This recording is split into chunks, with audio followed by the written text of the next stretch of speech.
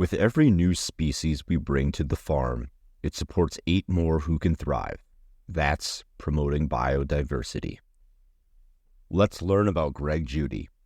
Greg was born in 1960 on a dairy farm in northern Minnesota. His family moved to Missouri in 1966, mainly to escape the cold, long winters. Greg Judy started milking the family cow at 7 years old, a routine he continued until leaving home after high school. Providing fresh milk for the family fueled his early passion for farming, creating a lasting connection to the land and its rhythms.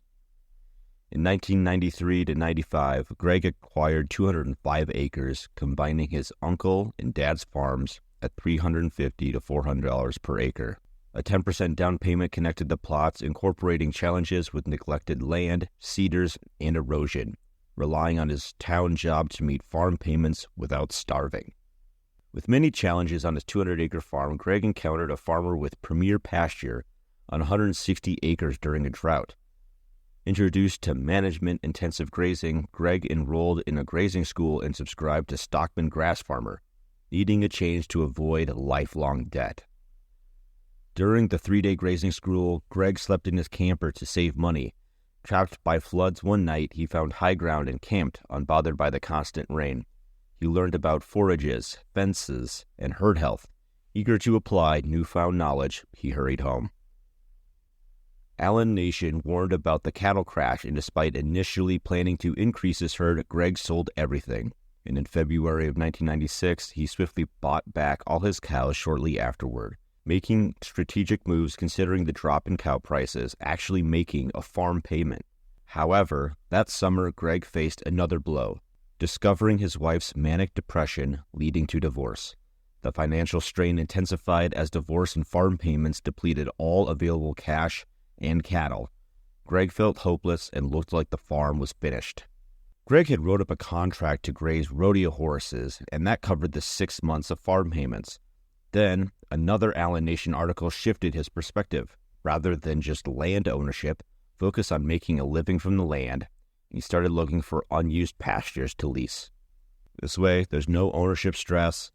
Greg sells his management skills, developing idle land for grass gain on stockers. This let Greg pay off his farm and house in 3 years. He had faced financial struggles, and now he shares experiences to guide young grazers, emphasizing the pitfalls of land ownership.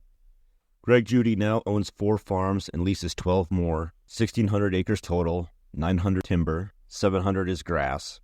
Green Pastures Farm offers pastured pigs, sheep, chickens, grass-fed beef, shiitake mushrooms, some lumber, and furniture.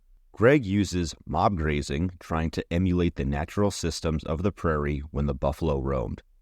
2 mobs, about 300 animals in a mob, move twice a day.